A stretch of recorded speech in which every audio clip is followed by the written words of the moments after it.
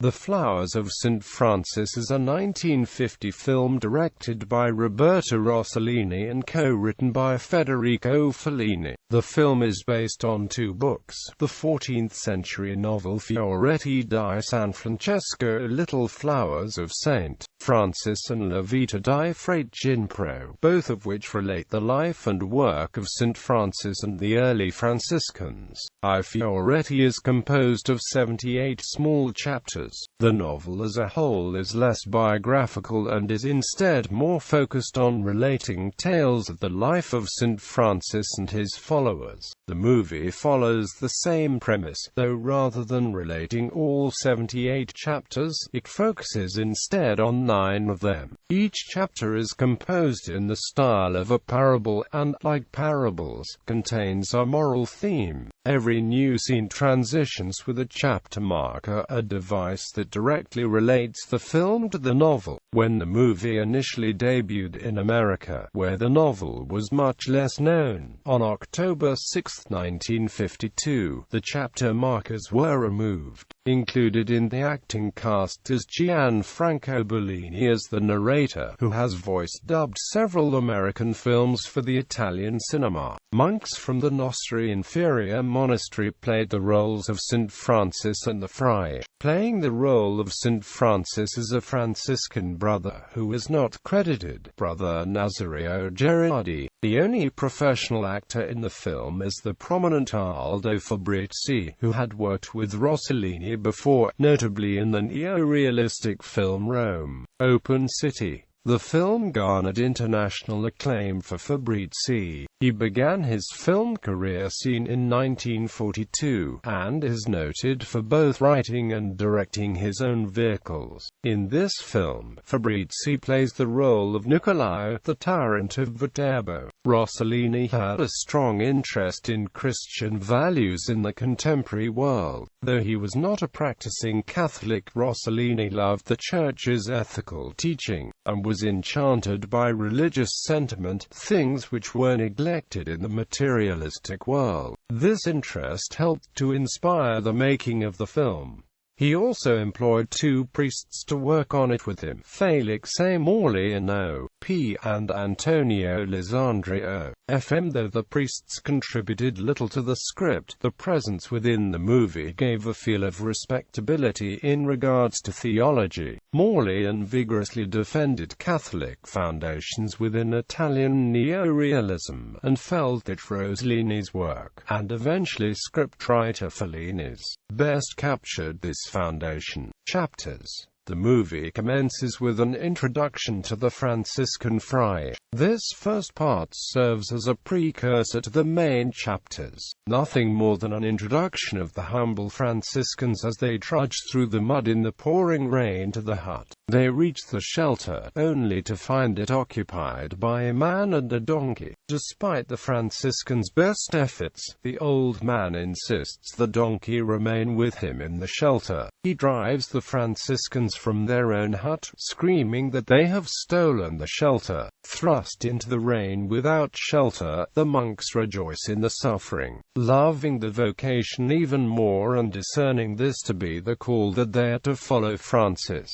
The rest of the film is divided into 9 chapters, each covering an incident in the life of St. Francis subsequent to his vocation. 1. How Brother Ginepro returned naked to St. Mary of the Angels, where the brothers had finished building the hut. The first chapter is introduced by a parable and a chapter marker. It opens with the friars constructing a new hut. 2 brothers return with a set of prayer bells, a gift from a generous donor. In the midst of the celebration, Brother Ginepro is found in the bushes without his tunic. He has given it away to a man in need. Francis instructs him never again to give away his meager garment without permission. 2. How Giovanni, known as the Simpleton, asked to follow Francis and began imitating him in word and gesture. The friars are running to meet Francis in the woods. They are leaving, though before they go, Francis prays for these his children, wishing them to spread the gospel by their example. Brother Ginepro is ordered to stay behind and cook for the Frate.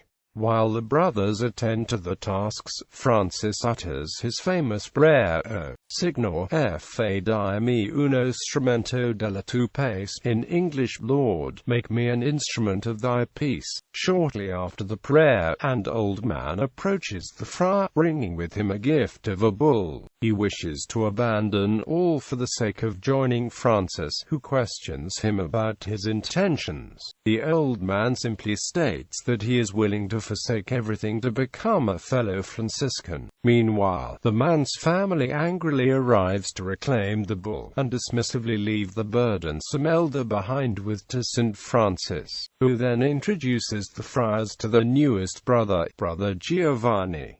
3 of the wonderful meeting between St. Clare and St. Francis at St. Mary of the Angels. St. Clare has expressed an ardent desire to dine with St. Francis.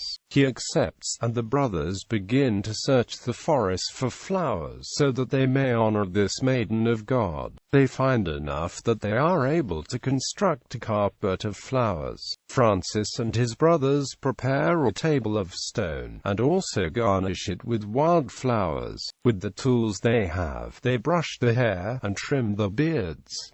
A few moments later, Clare arrives with 3 of her sisters. Together, they and the friars enter the chapel where Clare first professed her vows. They pray, and then they eat. The holiness of their conversation, as the narrator explains, ignites the sky with fire. For how Brother Ginepro cut off a pig's foot to give to a sick brother. Brother Ginepro is once again left behind while the other brothers are preaching and giving food to the poor. He and Brother Giovanni attending to Brother Bello, who has made himself sick from too much fasting. Ginepro makes the Bello a broth. Its taste is appalling, and Sir Ginepro asks Bello what food would bring him comfort. Bello asks for a pig's foot, and eager Ginepro consents to completing the task. Ginepro searches the forest, praying to God to bring him a pig for his sick brother. Ginepro soon stumbles upon some swine, and he asks one of the pigs to give up his foot. The pig squeals. Brother Ginepro removes the foot and gives it to his sick brother. The brothers return from their excursion, only to be confronted by the owner of the pig. He demands recompense. Francis makes Ginepro apologize. The owner does not accept his apology, but instead leaves in silence. Moments later, the pig's owner returns with the pig draped over his shoulders. He gives it to the friars but warns them never to touch his swine again. 5. How Francis, praying one night in the woods, met the leper. Francis is lying alone in the woods, meditating on the passion and love of God. The sound of bells captures his attention, and he is compelled to find the source. In the distance, Francis spots a lone traveler. Upon closer examination, he recognizes the traveler to be a leper. He devotedly follows the leper, and, despite the lepers pushing him away, persists in kissing and adoring the diseased man. Filled with awe, Francis collapses on the ground, praising God for the encounter with the leper. 6. How Brother Ginepro cooked enough food for 2 weeks, and Francis, moved by his zeal, gave him permission to preach. Tired of not being able to join the brothers when they preach, Brother Ginepro decides to cook all of the food that the Franciscans have accumulated into a broth. The broth will last for 2 weeks, thus granting Ginepro the freedom to preach instead of cooking supper for the brothers. Francis then grants Ginepro permission to preach, on the condition that he begin each sermon with these words: I talk and talk, yet I accomplish little. 7. How Brother Ginepro was judged on the gallows, and how his humility vanquished the ferocity of the tyrant Nicolao. This chapter focuses exclusively on Brother Ginepro as he travels around Italy, trying to find someone who will listen to his preaching. He stumbles upon some children who inform him that the tyrant Nicolao has just occupied a neighboring town. Excited by the new opportunity, Brother Ginepro rushes to the village and attempts to preach. The barbarians are amused by the small friar, and so they play with him. They throw him and use him as a jump rope for their own amusement. It is here that Ginepro has an epiphany, that one must preach not by words, but by example. Brother Ginepro is brought before the tyrant. The barbarians search him, and discover an awl and flint. Nicolae orders the barbarians to beat Ginepro with clubs. They bind his hands with rope and tie him to a horse. Once he is properly beaten, they bring Ginepro to the block for his execution. In mercy, they allow him to see a priest, who immediately recognizes him as a follower of St. Francis. The priest pleads with Nicolae to spare Ginepro. Nicolae is reluctant to do this, for he was told that a man dressed as a beggar would come to kill him, and the assassin would be recognized by the very tools Ginepro possesses. Nicolae hosts a private audience with Ginepro in order to try to get to the truth of the matter. He is ultimately foiled by Ginepro's humility. 8. How Brother Francis and Brother Leon experienced those things that are perfect happiness. Perhaps the most famous chapter in I Fioretti, this parable explains how one can truly be happy. St. Francis posits many scenarios that would be considered to bring happiness: restoring sight to the blind, healing the crippled, casting out demons, converting heretics, and the like. But after each scenario, Francis calmly explains that none of these acts would bring perfect happiness. Exasperated by the scenarios, Brother Leon begs Francis finally to tell him what in truth will bring such happiness. Francis points to a building, and hopes that the Lord will show them the perfect bliss Francis has in mind. They knock on the door, and ask the man inside for alms. He refuses them, yet the friars persist, claiming that they wish to praise Jesus with him. The man returns the pleas with several beatings from a club. Once the man has finished, Francis turns to Brother Leon and explains that this is perfect happiness, to suffer and bear every evil deed out of love for Christ. 9. How St. Francis left St. Mary of the Angels with his friars and traveled the world preaching peace. Now it is time for the brothers to part, each called to go his own way to spread the message of the gospel. The friars give away the farm to the townsfolk. They walk to a nearby town and give to the citizens all of the food. Once the food is gone, the friars take a moment to pray together one last time. Francis leads the friars into the woods. The friars are unsure which direction to go, so Francis instructs them to spin in circles until they fall over from dizziness. Whichever direction they face when they fall is the way which God desires them to preach. The Franciscans depart, singing a chant as they travel the world preaching the peace of Christ. Production. Rossellini had been working on a film about St. Francis for years, and he later called this film his favorite of his own works. Rossellini and Federico Fellini wrote a treatment of the film that was 28 pages long and contained only 71 lines of dialogue. It was partially inspired by such St. Francis legends as the Fioretti and Life of Brother Ginepro. Rossellini said that it was not intended to be a biopic, but would focus on one specific aspect of St. Francis's personality, his whimsy. Rossellini described this aspect of St. Francis as the jester of God.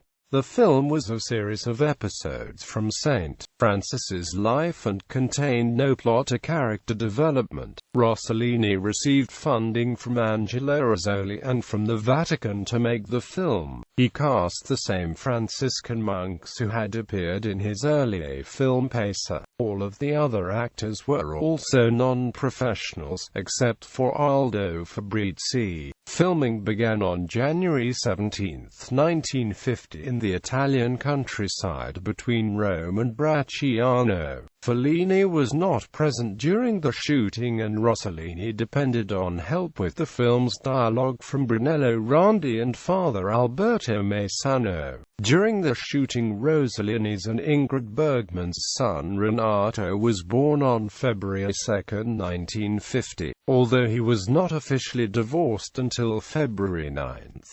The film's extras brought ricotta to the newborn baby during the film's production, release and reception. The film premiered at the 1950 Venice Film Festival, where it was screened before a packed audience and often applauded in the middle of certain scenes. However, critics gave the film mostly poor reviews. Guido Aristarco said that it displayed a formalist and false reality. Pierre Lapréhon said that its most obvious fault is its lack of realism. Years after its release, Marcelo Ems called it a monument of stupidity. Quote, however, New York Times film critic Bosley Crowther praised it. On its initial release, the movie earned less than $13,000 in Italy. Pier Paolo Pasolini said that it was among the most beautiful in Italian cinema, and Andrew Sarris ranked it 8th on his 10 best film list. François Truffaut called it the most beautiful film in the world. Although somewhat poorly received at the time, the film is now recognized as a classic of world cinema. It has been released on DVD by the Criterion Collection and Masters of Cinema. In 1995, the Vatican listed the film as one of the 45 greatest films ever made.